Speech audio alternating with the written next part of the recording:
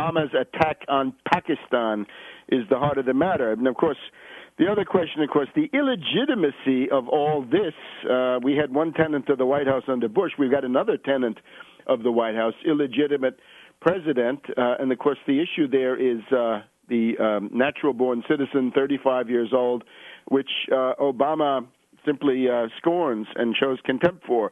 So let's hear once again, as has become traditional here, from the person who has done more than any other single individual to make this an issue, and that is Philip J. Berg of Philadelphia, distinguished lawyer, former candidate for the Democratic nomination for senator, governor in Pennsylvania.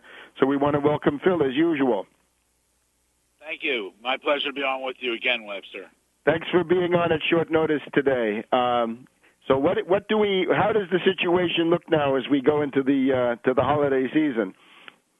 Well, first off, let me just comment. It's outrageous that he's getting the Nobel Peace Prize. They say for what he has done. The Nobel Committee met, I think, 10 days after he was sworn in. I think it's like a slap in the face. They're trying to say we want peace, and meanwhile, you send more troops into Afghanistan. But the bigger issue is the fact that he's not constitutionally eligible to be president. It's an outrage what's going on. It's an outrage about our national media. I am pursuing this. I'm not going to give up on this, and hopefully more and more people will join with us. The place to get the best information is ObamaCrimes.com. Our website ObamaCrimes.com, ObamaCrimes.com, for the latest, the most accurate information. We're getting ready. I'm even going to put out a press release the next day or so. See, we're in a constitutional crisis because he doesn't belong in that office, and one of these days he will be removed. If the courts don't do it, we can do it via the public. I think the public will stand firm on this once we get more knowledge out to the public, and that's why your show is so terrific, and I hope your listeners out there will call other shows and demand that they discuss this topic and put me on, because if the public really was aware of this issue, they would force him out of office. Aside from everything he's done before with the birth certificate and actually lack of, also what's his real legal name, because we know he was adopted or acknowledged in Indonesia, and his name there became Barry Soturo. So if he hasn't legally changed his name after that time, it's like if any of your listeners adopt a child, the child takes your last name. If he hasn't legally changed his name, every time he's used his name, Barack Hussein Obama, it's been a fraud. And he is a fraud upon all the citizens of this country. This is the biggest hoax against the United States of America in over 230 years.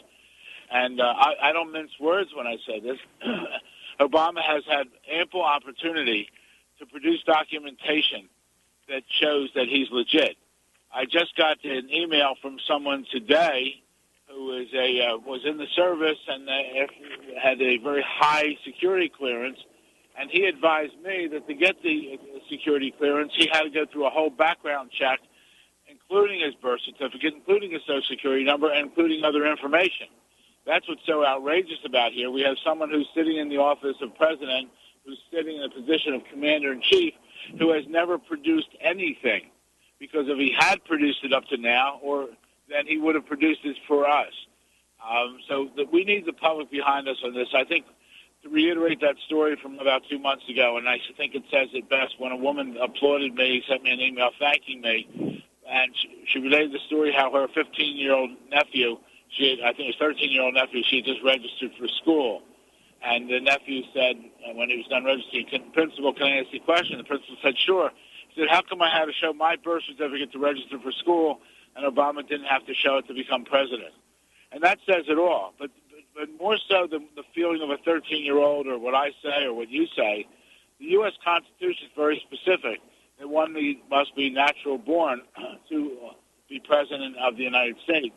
And Arnold Schwarzenegger, if you recall, many times people have talked to him about the fact of running for president, and what has he constantly told people? "I'm from Austria." He said, "If you want me to be president, I'm only naturalized. You have to amend the Constitution." And he at least is being honest about it. And Obama is being a fraud. He won't discuss it. He spent over $1.6 million fighting it. You don't spend that kind of money unless you're hiding something, and he obviously is hiding something. So our cases are still pending. The most crucial case, I really believe, is the False Claims Act case, the quitem case, which is filed now in the D.C. Court of Appeals, because that case, the Supreme Court has already stated in that type of case, standing, the person bringing that case, the relator, which I am in the particular case that I'm talking about now, has standing. So we get away from the standing issue, which is absurd, which is my other case, the case that is now before the Third Circuit Court of Appeals, and because they say that I don't have standing, Webster, you don't have standing, and none of your listeners have standing, which is absurd. Absurd. How can you not have standing to challenge the U.S. Constitution? And these judges or justices behind this, it's outrageous. They're intimidated by the power of the presidency. I guess they're afraid of what Obama might do. And the point is, we can't be afraid at this point. We have to stand up. Our forefathers stood up and fought England, and to become the great nation that we did. And we've had wars over the last 220 years, and during those wars, men and women have died defending this Constitution, over 1.6 million.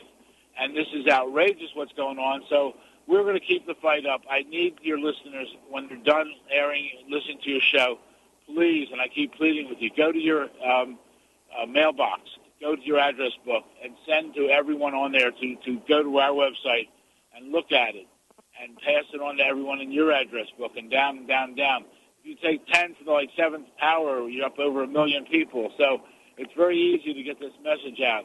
And we really must get the message out because we have a usurper. We have a phony in the White House. And I believe that everything he's doing, and that's why I have an appeal to the Tea Party people, join with us, not what your leaders want. Your leaders don't want anything to do with this, which makes no sense.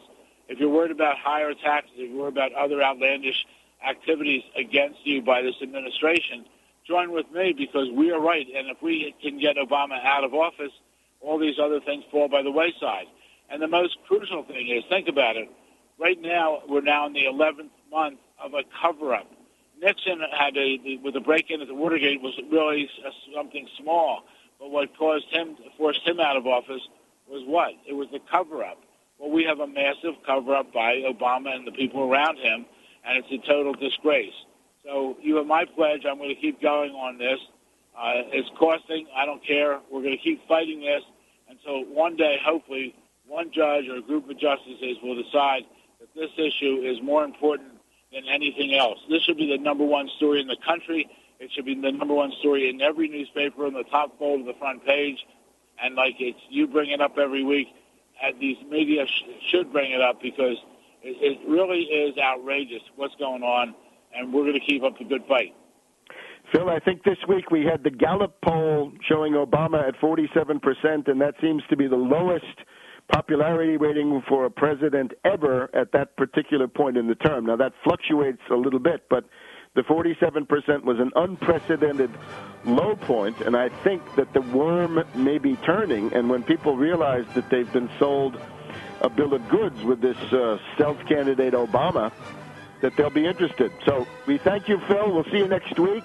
ObamaCrimes.com. Read all about it and make a contribution, and we'll be back in a minute.